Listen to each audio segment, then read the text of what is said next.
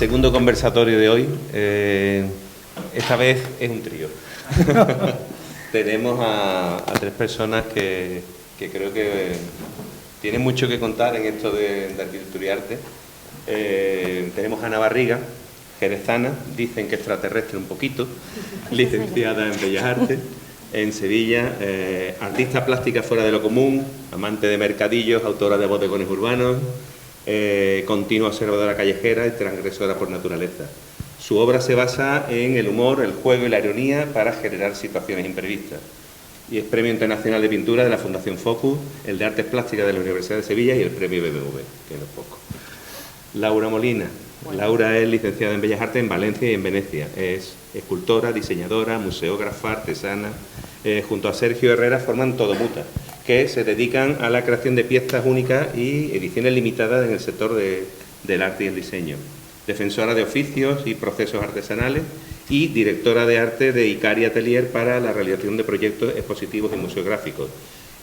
Además, junto con Pedro Font, que también es miembro director de este grupo de Icari Atelier. Pedro Font es arquitecto, gestor cultural y coleccionista de arte. Fue arquitecto en un gran estudio internacional, KPF, desarrollando proyectos de gran escala, director de proyectos de Icari Atelier, trabajando con Laura, y codirige la plataforma SCAN para la internacionalización de artistas españoles y latinoamericanos, proyectándolo en Londres. Como coleccionista gestiona la colección Font Irving de arte contemporáneo. Os dejo la palabra, segundo conversatorio. La palabra clave es confluencia. Confluencias. Bueno, gracias. Muchas gracias, Juanma.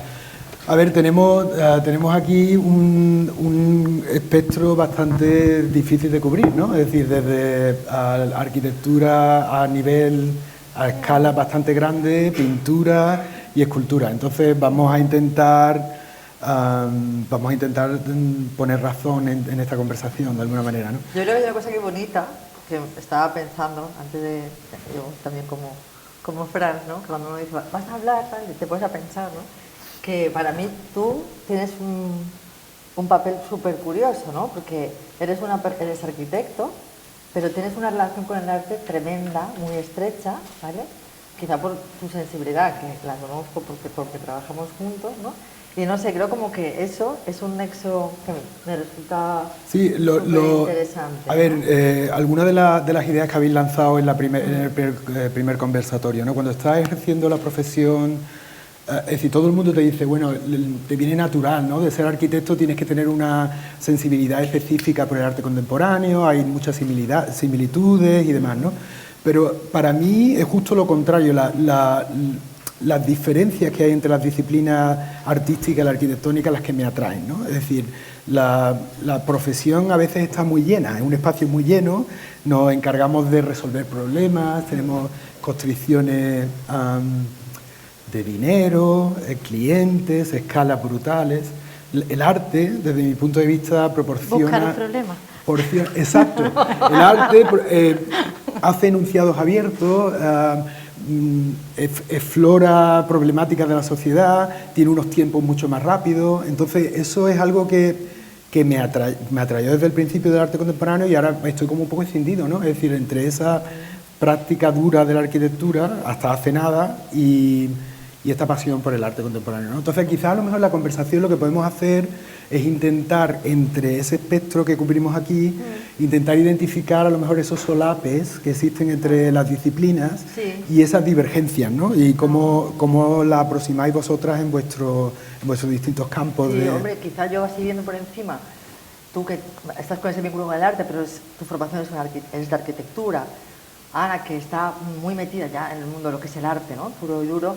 Yo hago como un poco de bisagra, ¿no? Sí. Porque al final yo tengo una formación artística, pero tengo una cercanía con el mundo, ese mundo que hablabas, más técnico, ¿no? De procesos, digamos, de proyecto, ¿no? Que a veces uno piensa cómo ha llegado hasta ahí, como decía Fran, ¿no? Como uno se ve ahí, metido, ¿no? Cuando has empezado con una formación completamente pues, en tu casa, con tu habitación, lo típico que nos venden de cómo tiene uno que desenvolverse como artista, ¿no? En ese aislamiento que luego progresivamente se va desarrollando a otras cosas, ¿no? Aunque te des conciencia.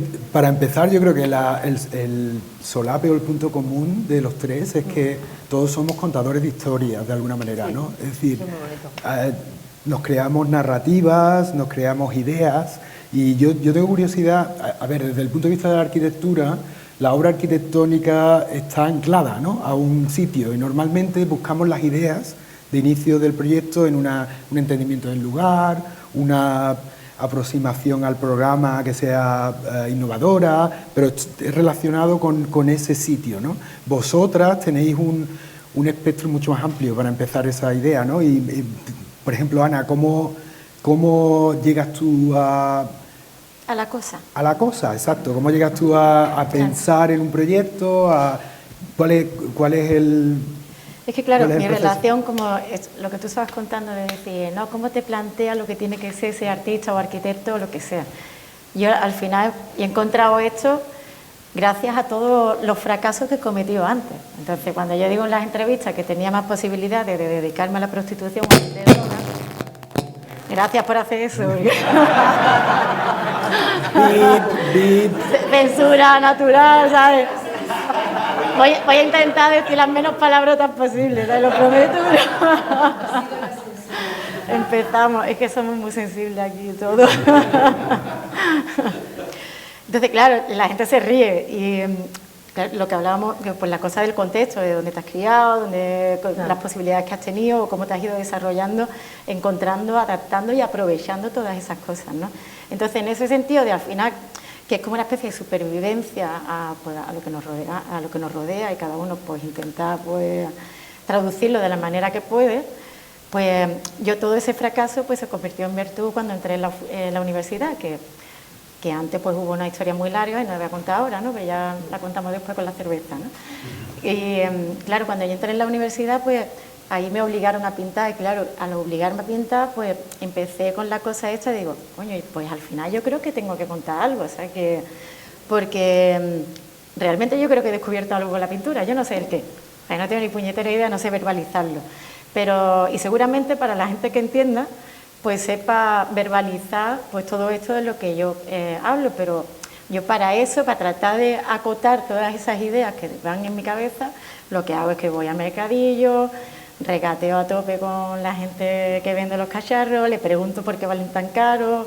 me quito los anillos para que me bajen el precio y no me vean los oros y eso. Y ahí empieza la historia, ¿no? Empieza la historia por el tipo, la señora o quien sea, que me vende ese cacharro y se monta un pollo, ¿sabes? Para decirme que eso está guay y que yo me lo tengo que llevar. Y yo cojo y me voy feliz. Pero claro, antes de eso, dentro de todos esos objetos que hay en los mercadillos, yo me he fijado en uno. Entonces la historia ha empezado ya en mi cabeza.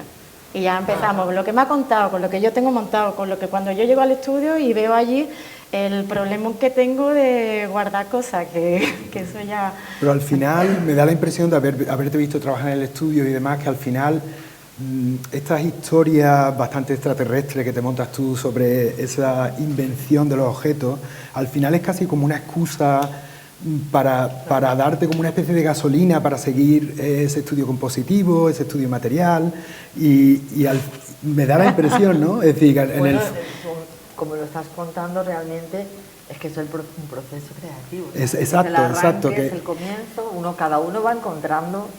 Claro, yo Va necesito construyendo sus divertirme. universos, ¿no? Yo necesito divertirme por mi Claro. carácter, ¿sabes? Entonces, como no estoy cogiendo papa a las 4 de la tarde, estoy jugando con cacharritos y cortando, ensamblando y demás, pues yo me monto mi historia, ¿no? Por ejemplo, una de ellas era cuando estaba en Londres, que Pedro me lo conseguí engañarlo para que me becase allí. Y aún así, a día de hoy, bueno, seguimos hablando, bueno, hoy nos hemos obligado, ¿no? Pero pues, a veces nos llamamos y eso. El contexto es que iniciamos un proyecto cultural para promocionar el trabajo de artistas españoles en Gran Bretaña desde el 2014 y aparte de las exposiciones que organizábamos, también organizábamos residencias artísticas para dar la oportunidad a artistas jóvenes a ampliar su audiencia, ¿no? Y Ana ha estado con nosotros en 2 ocasiones. Pero bueno, sí, y en tu caso en particular, por ejemplo... tercera, A ver, en mi caso es como no es tan divertido. Como puedes ver. Bueno, esto es divertido para mí. Es un mundo de sufrimiento.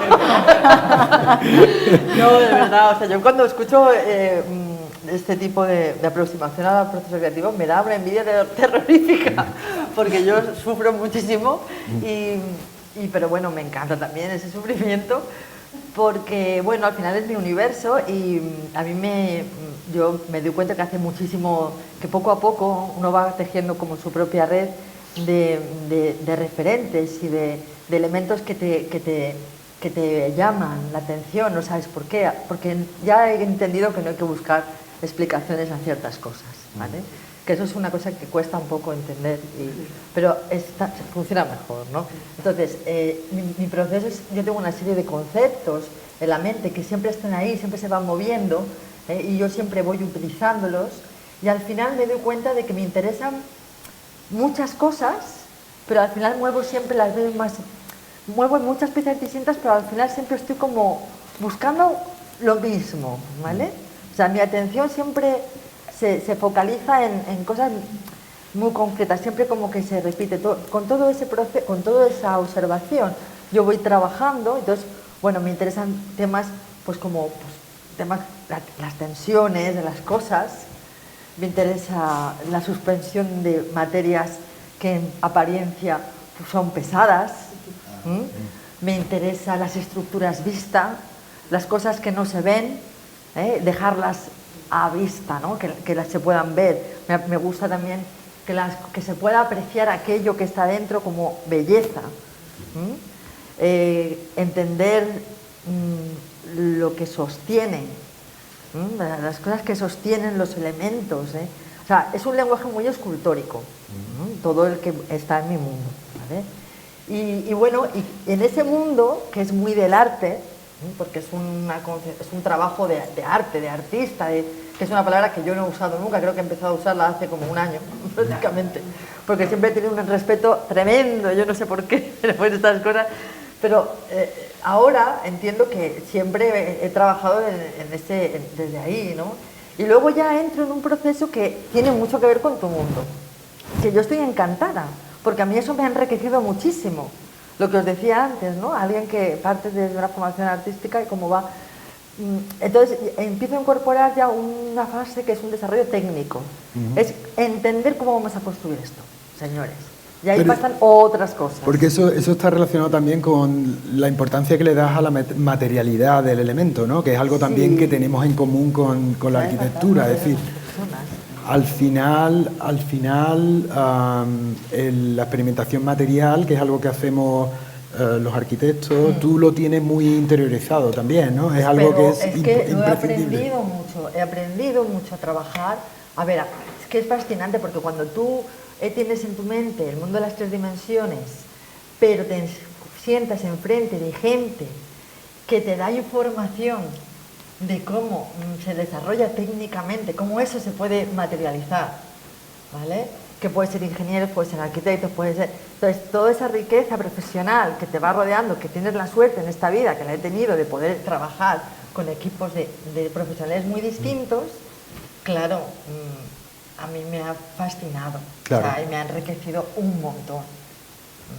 Pero tiene un peligro, o sea, tienes que hacer siempre ese ejercicio de vuelta, claro, porque estás como entre dos mundos, ¿vale? O sea, tienes que siempre hacer el ejercicio ese de vuelta de decir, señores, volvamos a ese mundo también donde todo es más abstracto y Sí. es un lenguaje más, ¿vale? Pero creo que es súper enriquecedor para alguien que se dedica tiene una visión artística. Y la pintura de las disciplinas artísticas contemporáneas es la más matérica de alguna manera, bueno, la escultura igual, pero cuéntanos un poco, es decir, tus cuadros son como es como una lasaña de diferentes tipos y texturas de acrílico, óleo, spray, Pelos de cera, gato. pelos de gato. Entonces, para ti también el material es muy importante, ¿no? Es decir, y empieza además desde el objeto que encuentras en el mercadillo, el objeto que ha perdido todo su valor, que ya está desechado, tú le ves cierta calidad material, lo intervienes con pintura encima y luego pintas esa representación del objeto, ¿no? Cuéntanos un poco. Claro, a mí me ponen de moderna porque tengo el pelo azul y esto, pero realmente yo soy una pintora clásica, yo genero un bodegón que ilumino, pinto y demás, y después ya eso pues me sirve para empezar a pintar, ¿no? Y claro, la pintura, la materialidad, yo necesito eso, porque, por ejemplo, para pintar pues yo necesito óleo, spray, esmalte, rotulador, cera, yo qué sé, pelos de gato, lo que sea, ¿no? Entonces, pero todo esto ha sido fruto de pues esa cosa de inconsciencia, de empezar a probar. ¿Qué pasa? Que ya después pues le vas cogiendo como el rollo. Después de pelearte, de que se te caigan muchos cuadros a pedazos, tranquilo mis coleccionistas, que ya eso está controlado, que no, lo siento Pedro, porque tú fuiste de los primeros y eso todavía estaba como así.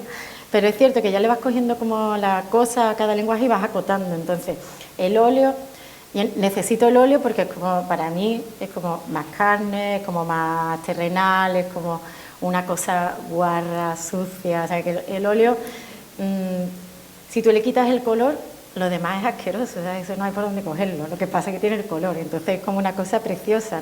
Después lo mezclas con el esmalte, que es una cosa más sintética, que es más artificial. Para mí atiende a la espiritualidad, me hace ser mejor persona, conectar con Dios, la tierra y todas esas cosas. ¿Qué pasa? Que después llego con el spray y lo reviento.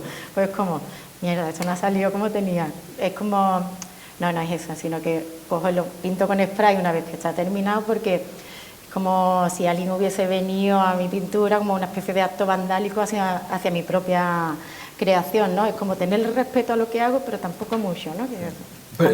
Lo que me gusta mucho del spray en tu práctica es que empiezas con la manera de enfrentarte al lienzo blanco es casi un gesto que no sabes dónde va, con el spray, que forma como una especie de esqueleto, ¿no? del cuadro en el fondo. Empiezas a trabajar sobre eso y al final el último paso es esa vandalización de la obra en la que te pones en el papel de otra persona que ha colaborado, ¿no? con eso. Y me gusta mucho esa idea de que, Es muy bonito, que esté como embraquetado de esa manera, ¿no? Es decir, acotado el principio y el final con ese acto muy gestural, muy de gesto, para romper el hielo del cuadro, ¿no? Los corchetes. Sí. Claro, la cosa es que la gente se cree que yo vengo de la calle, sí vengo de la calle, pero no vengo de pintar en la calle, en plan muros, ni nada. Yo me he metido en los muros ahora, en plan porque como no le tengo miedo a nada, no sé a dónde voy, pues como pues esta cosa de no saber, pues te hace ser valiente. Entonces, pues quien pinta aquí, pinta allí. ¿Qué pasa? Que claro, yo utilizo los sprays en plan que me van a coger los profesionales, los grafiteros de verdad y me van a pegar una paliza cualquier día, porque bueno, yo no sé utilizar. Las boquillas se me obstruyen y cuanto más se me obstruye más me gusta y cuanto más... Claro, es como... pues esas cosas. Pero mira, ahí te has dicho una cosa muy curiosa que a mí me gusta mucho y me gustaría que la hablásemos, que la necesidad de encasillar los oficios, o sea, las profesiones. O sea, tú decías que yo no soy grafitera, entonces es que yo no soy arquitecto. Por supuesto, cada profesional tiene su ámbito, conocimiento, sí. Pero hay veces que uno se encuentra con que tiene, lo que decía al principio, que tiene cosas de muchas profesiones distintas, ¿vale? y que no es un poco como las piezas que hacemos nosotros, ¿no? Que hay siempre, bueno, es horroroso cuando vamos a las conferencias, pero vosotros que sois diseñadores, yo estaba ya. Artistas, arquitectos. De verdad, o sea, era como una cosa, yo digo, por Dios, o sea, la indeterminación empieza ya, pero yo siempre he pensado que en esa indeterminación hay un valor, o sea, es un estar también, es un lugar desde donde crear, o sea, uno no tiene que o sea, nadie tiene por qué meterse en un cajón y permanecer ahí eternamente, ¿no? Y o sea, hay yo hago lo naturalezas que puedo, no son esas, o sea, pero decías eso, grafitero, ¿por qué no? O sea, Sí. el muro es un soporte. Claro. ¿Vale? Entonces, A mí me interesa mucho eso de la idea del intrusismo profesional, porque yo lo hago. Yo me meto a veces a comisario de arte que no soy ni he estudiado, ni estoy preparado para eso. Que no te Pero, Este es el mejor momento para decirlo. pero va en la línea en lo que tú dices. Yo siempre defiendo el intrusismo profesional desde el punto de vista de que llegas a algo sin las preconcepciones que a lo mejor otras personas tienen, ¿no? Y ves con cierto ángulo de frescura exactamente determinado. Eso sucede muchísimo. Llámalo frescura, desconocimiento. Total. Eso te genera una libertad. No, mola. Claro, exacto. Es porque tú tienes un peso que va ahí y que, claro, de repente, cuando te pones a trabajar en otro ámbito, de repente tienes lo que decimos, una frescura, un atrevimiento. Un atrevimiento, exacto. Que te permite ver las cosas que decíamos antes, a lugares que a lo mejor desde la profesión purista no podrías llegar nunca, ¿vale? Sí. O sea, yo me refería también un poco a eso y también lo que te decía de construirte absorbiendo desde diferentes lados, ¿no? Sí.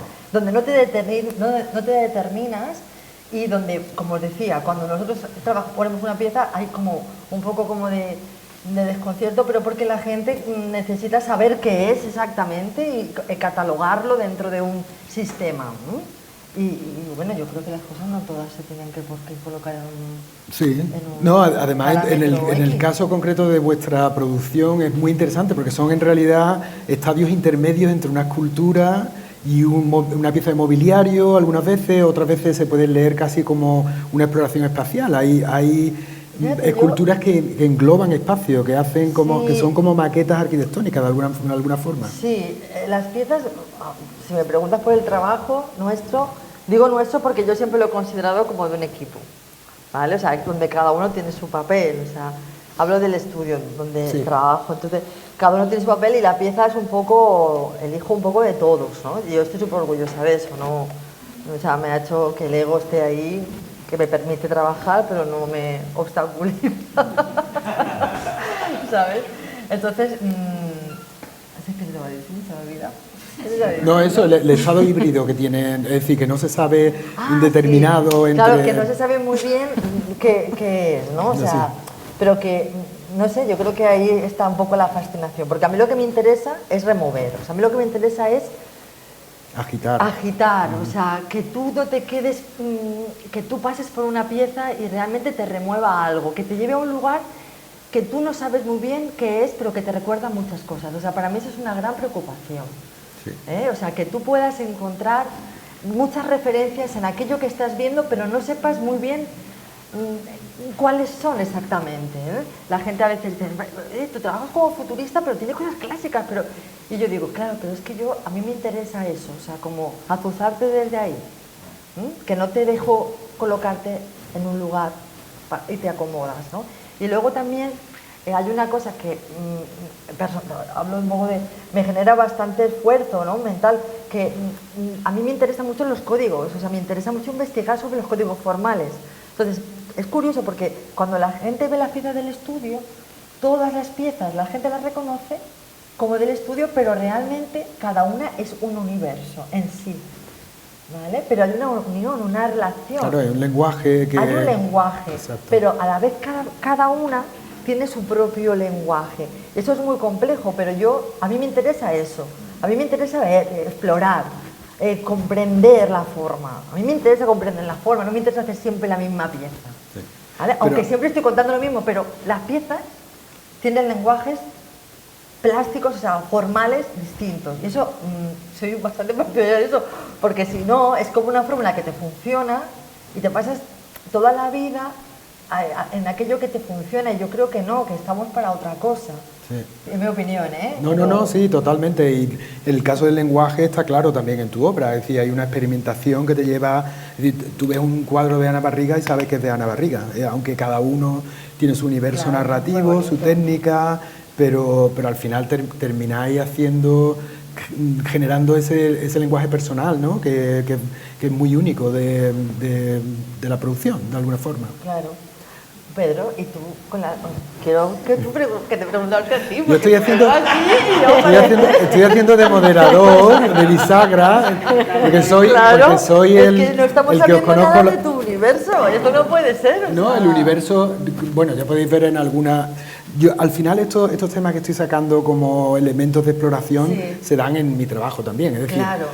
El trabajo que yo he hecho durante casi 2 décadas en KPF es un trabajo muy colaborativo, es con un grupo de arquitectos, en algunos proyectos incluso con 30 arquitectos, ¿no? Entonces pues tienes un papel de director de orquesta un poco y de establecer líneas de diseño. Entonces el tema de la colaboración en la creación es algo que me es muy natural a lo que yo he hecho anteriormente. El tema de la materialidad, pues igual en algunas de estas piezas que veis, pues hay la torre esta de Vauxhall en particular, aparte de tener un movimiento escultórico, de ser una composición de volúmenes que cada uno pues se relaciona un poco con optimizar el programa de uso mixto que tenía ese proyecto. También hay una interpretación del sitio de Vauxhall como un lugar de experimentación material, era donde se creaban las cerámicas en la época victoriana, en Londres. Entonces hemos propuesto un material nuevo, Decton, de español, de hecho, en ese rascacielos que es como la primera vez que se ha usado en altura, ¿no? Entonces las preocupaciones son muy similares en realidad, es decir, por eso estábamos hablando de estos solapes y demás, ¿no? Y no sé, a lo mejor lo que podríamos bueno, tú también... Yo estaba ahí. ¿Tú has estado en el aeropuerto? Sí. El aeropuerto es otro caso, ¿no? Este, por ejemplo, es un proyecto, es una consideración muy bonita. Este es un elemento artístico que forma parte del aeropuerto total, ¿no? Entonces, fue una colaboración que hicimos con Carpenter Lowens, que es una empresa de diseño, para hacer un elemento funcional dentro del aeropuerto. Se trata de tiene 22 metros de altura, o sea, es un edificio de 7 plantas, esa escultura, ¿no? Entonces, pues con la colaboración que tuvimos y lo que podía aportar el diseñador en su carácter plástico, este elemento, fue fundamental. Es decir, no lo hubiéramos podido hacer nosotros como arquitectos, teníamos que tener esa visión artística, ¿no? Para crear esa pieza tan espectacular, que al final tiene un programa funcional, está reflejando la luz en la sala de llegadas del aeropuerto, desde la parte de arriba, y está también haciendo que el flujo de aire fresco también circule entre las dos, ¿no? Son piezas híbridas entre arquitectura y diseño. Eso es muy chulo. Sí, Y tú, por ejemplo, Pedro, o sea, nosotros trabajamos juntos, ¿vale? Pero yo quería... Hay una cosa que siempre me lo he preguntado, ¿no? Cuando trabajamos juntos y estamos en un proyecto, o sea, yo me doy cuenta yo siempre digo, la lectura que yo hago del proyecto y la que a lo mejor haces tú, ¿verdad? Hasta el lenguaje, a veces es cercano a ti porque tú tienes cierta tal, pero a veces es lejano a otros profesionales que están en ese círculo de trabajo, ¿no? ¿Tú eso lo notas? O sea, ¿tú notas, por ejemplo, cuando metes a un artista que dentro de un contexto profesional, proyectual, esa lectura, esa visión en aquello que se fija, en aquello como... ¿Tú lo sientes? O sea, sí, ¿o lo es ves? decir, ¿O no? Sí, claro, es decir, tienes esa sensibilidad, a lo mejor, después de 20 años expuesto a artistas, claro, ¿no? Yo sí que trabajando, por ejemplo. Trabajando en el tiempo libre pues, a analizar la producción contemporánea, en hablar con muchos artistas, tiene cierta receptividad Tú eres súper receptivo. A eso, ¿no? Pero Es que al eso mismo... se agradece una barbaridad. No, pero al mismo tiempo sabes que tú no puedes proporcionar esa capa artística en los proyectos que hacemos juntos, por ejemplo. Necesitas de tu mirada. Es decir, yo puedo tener esa sensibilidad para poder absorber lo que tú dices y trabajar juntos, claro, y organizar el espacio y crear al final la pieza que tengamos tengamos entre manos, ¿no? Pero es necesario esa colaboración, es decir, no la puedo hacer yo, la puedo hacer yo contigo. Claro, es que eso es súper bonito. O sea, a veces uno, cuando está en esos contextos, siente un poco el aislamiento de decir, hostia, soy de otro planeta. Claro, pero tú date cuenta. No, y eso que yo llevo trabajando con un montón de gente mira, contigo también he trabajado, ¿no? Pero sí que es verdad que dices, hostias, es que ¿de qué planeta soy? O sea, no, sí, y mira que yo soy práctica, ¿eh? Hostia, pero que luego ahí Pero te date cuenta, Pedro, los años de experiencia que llevas. Tratando a gente como Ana. Claro, totalmente, ¿sabes? Esa convivencia, ¿sabes? Llegar al estudio y decir, guau, pues voy a hacer no sé qué, y tú te lo ves así, que hostia, le falta coger apuntes, a lo mejor no te está escuchando, yo qué sé, ¿sabes? Pero él está ahí comprometido contigo, ¿sabes? Y además te hace creer de que dale para adelante, cariño, que eso está guapísimo, ¿sabes? Tú chútale. Pero tú también haces experiencias, ese tipo de procesos, cuando estás haciendo, por ejemplo, estas dos artistas que se atreven a todo. Entonces, Laura ha hecho composición de fachada, como podéis ver en estas imágenes, y tú te atreves con edificios, pintar edificios. Un proyecto como ese requiere colaborar con mucha gente, ¿no? Tienes que tener asistentes, tienes que tener... Tienes que ser amigo del de la grúa. Tienes que ser amigo del de la grúa. Son los primeros, ¿sabes? Fundamental. Oye, a ver, ¿sabes? Te va a poner tu culito a no sé cuántos metros, ¿sabes? Sí, sí. Claro, no, eso está claro. Mira, a mí me gusta mucho la idea de tener el equipo, ¿no? Porque yo no hago más cosas porque mis manos y mi conocimiento dan para lo que dan, ¿no? Pero mi cabeza me va a reventar, ¿sabes? Entonces, cuanto más amplíe, cuanto más profesionales, ¿no? Por eso cuando tú decías, he tenido la suerte de trabajar o de tener, y digo, hostia, qué guapo, ¿sabes? ¿Cómo se llega a eso? Porque, mira, yo puedo hacer un muro, o para hacer una escultura, o para hacer una instalación, pues tengo que contar con profesionales, ¿no? Porque hay cosas que yo no tengo ni puñetera idea, y además lo hacen mejor que yo, ¿sabes? Que sencillamente mira, pues eso. ahí, o sea, eso es una cosa, a mí siempre a ver, cuando uno dice práctica artística, tú siempre dices el contacto directo con la materia, tú directamente, ¿vale? Si no es así, parece que la práctica no es todo lo real y auténtica que debería ser. Pero yo he llegado a la conclusión de que tampoco es así. No, porque cada uno encuentra su manera de hacer, ¿vale? Entonces, yo he llegado a la conclusión de que yo no voy a ejecutar mi trabajo, porque hay gente que lo ejecuta y a mí me interesa mucho trabajar con la gente que ejecuta, porque aportan algo que yo no lo voy a poder aportar jamás. Porque la gente lo respeta, cuando la gente ejecuta, ahí hay un respeto. No, pero es como algo que, no sé, ¿sabes? O sea, es...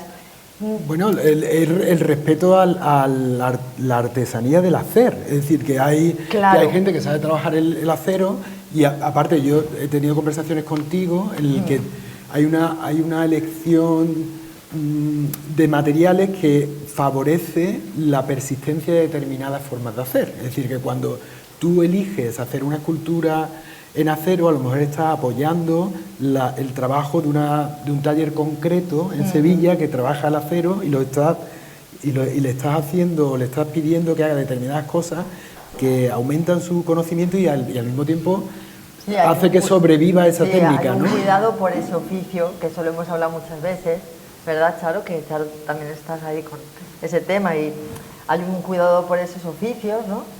Y también a mí me interesa mucho porque me interesa mucho que mi trabajo se nutra del conocimiento de los demás a la hora de ejecutar. Es que me parece súper enriquecedor, ¿no? Es como lo que tú comentabas, ¿no? Que alguien de repente cuando te enfrentas al gran formato aparecen otras personas que hacen que tú crezcas, ¿no? O sea, Claro, Yo yo lo veo, único que tengo sí. claro es que pintar lo que se refiere a pintar en el estudio, en un formato, en una tela o alguna cosa, eso sí, a día de hoy me gusta hacerlo yo. O sea, en plan, si tengo algún asistente en el estudio o lo que sea, pues para cosas, en plan, darle una capa de imprimación o alguna historia, pero no para pintar. ¿Por qué? Porque seguramente lo haga mejor que yo, ¿no? Pero bueno, yo tengo mi manera. Claro, no, Entonces hombre, por ahí, supuesto. como voy decidiendo sobre la marcha, pues no puedo explicarle a alguien de ponle un poquito de más azul y más feliz. O sea, no se puede. Bueno, sí, el pajarito se sabe de eso. Él fue mi asistente durante un tiempo y también le pasa lo mismo que Pedro, y me sigue hablando y eso. Pero bueno, ahora se fue porque ya es artista, ¿sabes? Entonces, en el tema de pintar, sí, me gusta como acotarlo, pero después el resto, oye, cuando amplías a un equipo, eso empieza a crecer y es una dinámica que es maravillosa, cuando empieza a cobrar sentido todo esto, ¿no? Sí, y a mí me parece un acto de generosidad súper bonito e interesante. O sea, ¿te acuerdas que esta mañana hablábamos de los materiales? Decíamos, hay una cosa que te decía, digo, en las piezas que trabajamos, uno de los materiales porque es como muy eje es el metal, ¿no? Y el metal, lo decíamos porque estábamos pensando en las conexiones con la arquitectura, el trabajo. Digo, pero claro, partíamos del metal nosotros, de un metal que era el de la metalistería pura y dura, la metalistería usada para arquitectura, ¿no? Entonces, esa metalistería la hemos ido trabajando durante todos estos 6 años últimos para transformarla, para ir llevándola a nuestro universo formal, y yo le llamo alta metalistería. Claro, porque de verdad al final es como, joder, es que, pero hay una cosa, a mí me parece preciosa, que es que se han contaminado las piezas de esa forma de entender la metalistería como elemento constructivo, y entonces hay algo de eso en las piezas que hacemos. Sí. Y eso me parece, siempre digo, es que hay algo curioso, ¿no? Porque es que parecen perfiles, estructuras, tal, o sea, como que he cogido algo arquitectónico que había ahí por la propia forma, por el propio taller, y lo hemos llevado a otro sitio, otros niveles de calidad tal, otro tal, enfrentarlo con otra materialidad, como la piel, como la piedra. Pero es curioso, ¿no? Como un punto de estos de conexión, ¿no? Entre el que hablamos esta mañana, ¿no? Entre la arquitectura y... Que aunque haya desaparecido ese perfil, permanece... Que huele a estructura. Sí. De verdad, o sea, la puedes sentir aún, ¿no? O sea, es que a mí eso me parece... Es que yo, mira, a mí es que la materia me encanta. O sea, yo entro, y del metal en especial. Se ríe mucho en el taller porque yo siempre digo que cuando voy... El taller es el lugar donde más feliz me siento, pero es que cuando huelo a metal me siento mucho más feliz. O sea, de verdad, el olor solamente te hace curioso, ¿eh? Sí. O sea, es como... Debe ser algo, no sé, de cuando era niña o algo, porque mi padre era orfebre y yo creo que ahí hay algo inconsciente que yo me he traído. Y yo siempre digo que las piezas que hacemos son como joyería a gran escala. Y siempre tengo la sensación de la joya. O sea, la joya, hasta como están ejecutadas, ¿no? Mi interés por esta ejecución, que también me atormenta, ¿no? Porque me gustaría sentir más libertad, ¿no? A la hora de trabajar la escultura o la forma, más libre, pero... No ¿Hay sé. algún tipo de consideración en relación con la sostenibilidad y el material? ¿Es algo que pensáis en algún momento? No, y es una cosa que me preocupa. O sea, es decir, me gustaría tener la frescura, que no tengo, de abarcar ese tema, pero no desde la moda. Sí. Es que me preocupa mucho las modas. Nada de mi trabajo responde a modas, es todo lo contrario. Y la sostenibilidad me interesa en la medida en que no sea moda, sí, sino que realmente esté abarcado desde la conciencia real de encontrar la materia sostenible para poder seguir contando lo que tienes que contar. Es encontrar también esas cualidades en materiales que sean reciclables, que te den a ti el tipo de calidad y el tipo de lenguaje, ¿no? Que estás buscando. Claro, o también cruzarlos, a mí me gusta mucho cruzarlos. O sea, a lo mejor un material que tiene esa naturaleza, ¿no? De reciclable, pero de repente lo metes con otro material, no sé, se encuentra, ¿no? Ahí de dos materiales, o sea, que tienen naturalezas tan distintas, ¿no? Uno pétreo a lo mejor y uno Lo decía porque, aunque de manera implícita y no literal, lo que tú haces con todos esos objetos que son de desecho, tiene un poco esa idea de la economía circular, ¿no? De intentar darle valor a algo que está tirado y elevarlo casi a un nivel de icono, ¿no? Son casi como dioses. Claro, eres un pequeño. Date cuenta de que tú eliges una cosa de un mercadillo, o de un mercadillo de que alguien te ha traído, que te has encontrado, lo que sea, que está tirado en una manta, que está sucio para reventar, porque no te encuentras ahí pues, cosas con etiqueta y demás, y es como le otorgas otra vida, ¿no? Entonces, esa cosa de reutilización, de una cosa que estaba deshecha, que nadie quiere, que está ahí revoleada, y le cambian la escala, le cambian la materialidad, y claro, lo has peinado, lo has lavado, lo has metido en un colegio de pago y ahora está... Si el niño te ha salido... Esto está ya empresario, ¿sabes? Ya el pajarito privado en la puerta, no le falta un perejil, ¿sabes? Pero es muy bonito lo que dices, Ana, porque estás hablando del mundo del objeto. Sí. O sea, de cómo tú algo que encuentras en un contexto... Es que esto tiene mucho que ver con la museografía, que eso me fascina también, ¿no? La dignidad del objeto, ¿no? Que en tu caso no es la dignidad simplemente, sino es algo más, ¿no? Es llevar el objeto a otro lugar, a otra atmósfera, a otro lugar, a otro... Entonces, eso me gusta mucho, ¿no? O sea, el objeto que sale, ¿no? De ese contexto y lo llevas a otro lugar, otra puesta en escena. A mí me encanta lo de la puesta en escena del objeto, no sé si... Claro, qué bonito. Qué bonito, ¿sabes? Esa cosa de coger y sacarlo, de repente, y le das otra oportunidad. Venga, cariño, en esta vida no, pero en la siguiente seguro que lo peta. Claro. A mí eso con respecto al objeto y el espacio, ¿no? En el trabajo de ambas. El tuyo casi que necesita ese espacio para ser la pieza que es. A ver, lo tiene dentro. Lo tiene dentro y al mismo tiempo lo necesita. Porque yo siempre he soñado con que los objetos nunca estaban solos, o sea, siempre están en una puesta en escena. Exacto, eso es la idea Incluso hay una idea que me encanta, que no sé si de la coreografía de objetos. O que el objeto empiece a hincharse tanto. O sea, que se convierta en espacio. Se convierta en arquitectura. Sí. Es que eso me parece... O sea, que tú, a mí es que lo de las escalas, o sea, yo cuando trabajo las películas, siempre hay una cosa que me encanta, un ejercicio así, lúdico. Siempre pongo un personaje y de repente digo, es un edificio, sí. Esto es un edificio. O sea, es una maquetita, no sé qué, pero es que ese ejercicio es tan bonito. Entonces siempre he soñado con que las piezas se convertían en arquitectura, pero no porque... Era por inflarse, o sea, por expandirse, por expansión. No voy a hacer una arquitectura a través de un objeto, no. Voy a coger un objeto y me expando. Se imagina que es una estructura que de repente la estructura empieza como a desarrollarse y de repente ya se está convirtiendo en un envoltorio y en un espacio, sí. ¿Vale? O sea, y en contraste, lo que me interesa también mucho de tu obra es que tu pintura casi niega esa tridimensionalidad.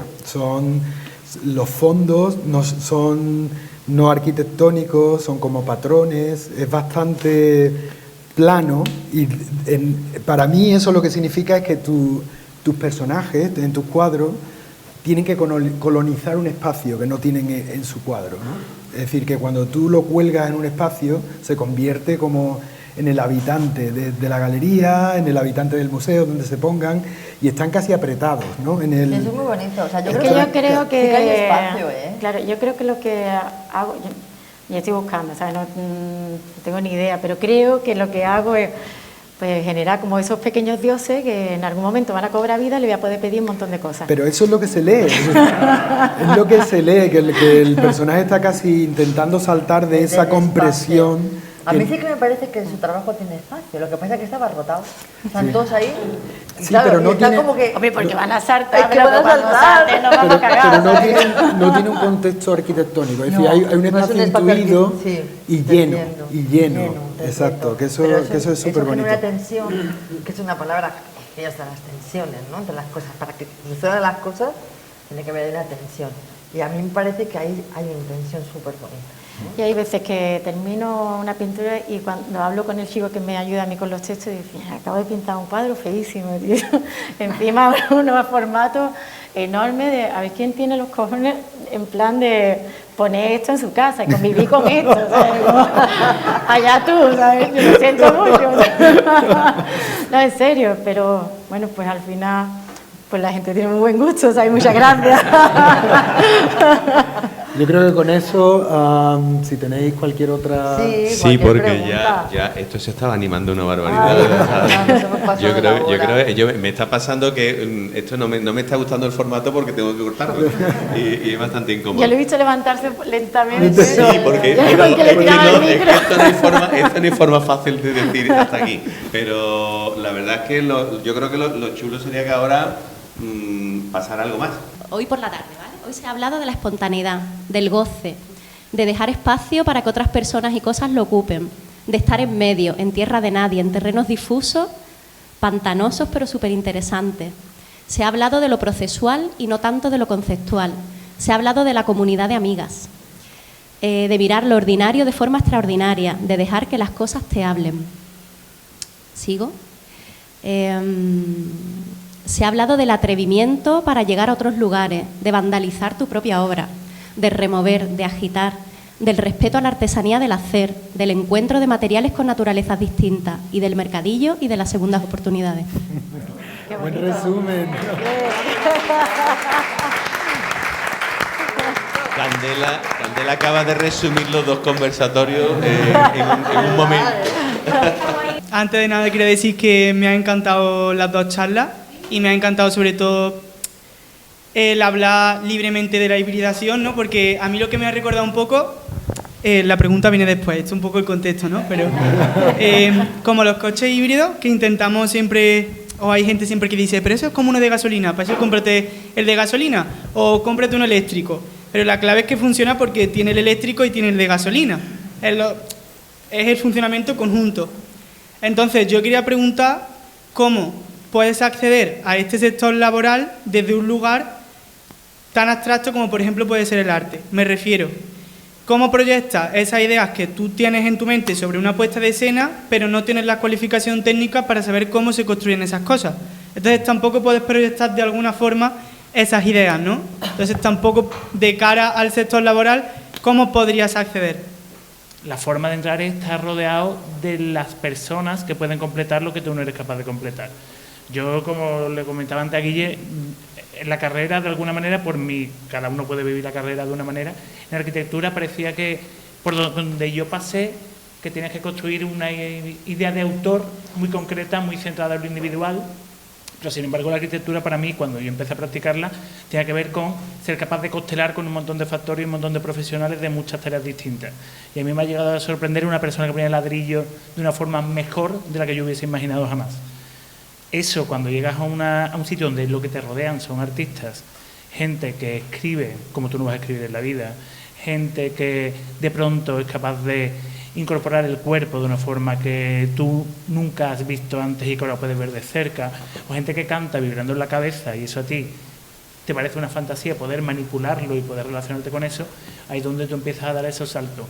A veces súper vértigo, a veces súper una conciencia de privilegio absoluta de estar cerca de todos esos elementos, pero tiene que ver con ir explorando poco a poco. Los primeros proyectos son más chicos. Y eso es algo también que la profesión de arquitectura está sufriendo esa evolución, incluso la propia más estandarizada práctica de la arquitectura, que tenemos que, a lo mejor en la escuela nos enseñaban eso, la formación individualista, tú lo haces todo, tú haces la estructura, tú haces el sketch, tú lo haces todo. Y eso ya no sirve, incluso fuera de estos espacios híbridos que estamos hablando, incluso el que tiene que ejercer la profesión pura y dura tiene que abrir ese campo y tratar con muchos profesionales y ampliar un poco el campo de mira, ¿no? Que yo creo que es por donde van las cosas. Yo he dado clases durante 10 años en el Bartlett de UCL y yo creo que el 40% de los estudiantes a los que yo le he dado clases no ejercen en el sentido tradicional del arquitecto. Están haciendo colaboraciones con empresas de animación, están haciendo... Eso te das cuenta de que... Claro, que el abanico está muy amplio, es muy amplio, exacto. Yo creo que eso es algo importante. ¿Cómo te llamas? Javi. Yo creo que te vais muy bien, ¿sabes? Empezar una pregunta hablando de coches híbridos y eso es de puta madre. Eso para empezar. Y después, por otro lado, pues, no sé, como consejo, o por lo menos lo que yo he ido haciendo, mira las necesidades que tú tienes para que aquello que tú piensas que hay en tu mente se haga factible o tangible o lo que sea, ¿no? Y si te hace falta un arquitecto, pues aquí en el sitio, tómate el café con ellos, habla y demás. Si te hace falta, ve eligiendo y mira la zona, muévete por esa zona y amplía el grupo de amistades que seguramente ellos pues te necesiten a ti y tú a otro y el otro al otro y ahí se va haciendo la cadena. Muchas gracias.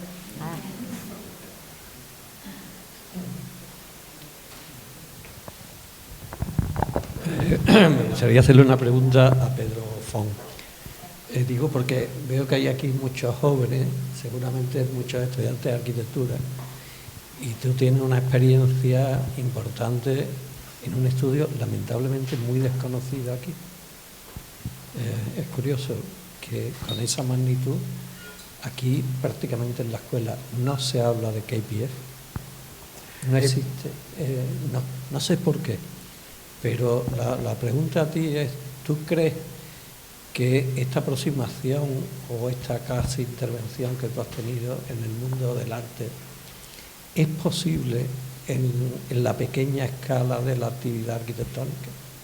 Claro, claro que sí. Es decir, yo diría que sí es posible como medio de vida. O sea, es posible para los pequeños, porque ahora mismo hay como una sensación o una dinámica que el pequeño estudio muere, no tiene nada que hacer, a no ser el pequeño arquitecto que se va a un pueblo y hace cuatro casitas condicionadas por el medio y que casi se alejan mucho de la aspiración del arquitecto. ¿Tú crees que, y tú has mostrado sin embargo una imagen de arquitecto que llega, interviene, utiliza los medios del mundo del arte, los conceptos del mundo del arte? Yo me temo como profesor de la escuela que muchos alumnos de aquí estén pensando, ¿a eso cómo se llega? ¿No? ¿Dónde está el camino? Lo que yo he venido a decir es que en el fondo mi atracción al mundo del arte contemporáneo es precisamente lo que diferencia el arte contemporáneo de la práctica tradicional de la arquitectura. Es decir, el tema de los tiempos, por ejemplo. El hecho de que, cuando estaba hablando del aeropuerto de Abu Dhabi, pues se han tardado literalmente 11 años, desde el momento en el que se pone el lápiz en el papel hasta que se construye, han pasado 10 años. A mí eso me preocupa de la arquitectura, el hecho de que algo que se construye ya es antiguo. En estos tiempos que corren tan rápidamente, 10 años es un montón de tiempo. El arte contemporáneo te permite se piensa y se hace. Es de verdad el momento. La arquitectura a gran escala es un poco, va por detrás de su tiempo, ¿no? Entonces, no sé si era la pregunta esa. Yo creo que es decir, todo lo que es el tema creativo me ayuda, por supuesto, esta relación con artistas, y eres capaz de desencadenar determinadas conversaciones con el equipo de diseño que se pueden hacer tanto en lo grande como en lo pequeño. Yo creo que las dos escalas tienen su sitio. Es decir, yo estoy ahora rehabilitando una casa en el Albaicín del siglo XVI, completamente distinto a esto, y estoy trabajando con arquitectos amigos que saben de rehabilitación, y es un estudio súper pequeño, y están haciendo un trabajo maravilloso a esa escala. Yo creo que las dos escalas tienen su sitio, pero un proceso que no es muy distinto uno del otro. Y la idea, todo eso es como común, ¿no? Es simplemente que cuando se expande el proyecto a una escala como la que estamos viendo en algunos de estos proyectos de KPF, pues todo como se hace un poco más complicado. Pero bueno. Lo que sí es cierto que desde el punto de vista de la escuela, en la educación, yo estuve en la escuela en los años 80. Lo que es la educación del arquitecto en la escuela de Sevilla, por lo menos en aquella época, no es lo que yo he experienciado, por ejemplo, en Gran Bretaña. En Gran Bretaña hay una aproximación mucho menos técnica y mucho más a intentar incitar la creatividad en el arquitecto. Ya digo que hice un máster en Londres y he dado clase allí. Y eso yo creo que la escuela ya ha evolucionado aquí en Sevilla también, pero es algo que genera también otro tipo de profesionales. Es decir, en Gran Bretaña lo disciplinar del arquitecto es la creatividad y la construcción espacial, y se unen en esta idea de encontrar vínculos y de enriquecer la obra, se unen con ingenieros, se unen con ingenieros de sostenibilidad, con estructuristas, y juntos hacen la obra de arquitectura. Pero lo disciplinar es esa composición espacial, esa creatividad que se prima ante todo, sobre todo en la escuela, el que es creativo. Y hay algunos proyectos en el Bartlett que son más en el terreno del arte contemporáneo que lo son en el contexto de la arquitectura que nos enseñaba en los 80 en Sevilla.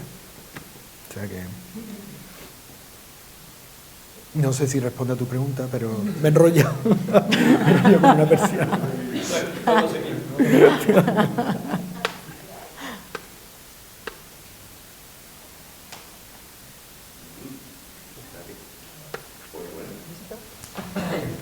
Gracias a todos. Gracias. Oye, Gracias.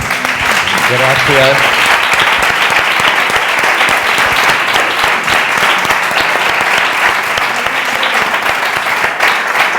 Nada, muchas gracias por vuestra asistencia, gracias a estos 5 personajes maravillosos. Y mañana conversatorio 3 y 4, os esperamos por aquí. Fantástico.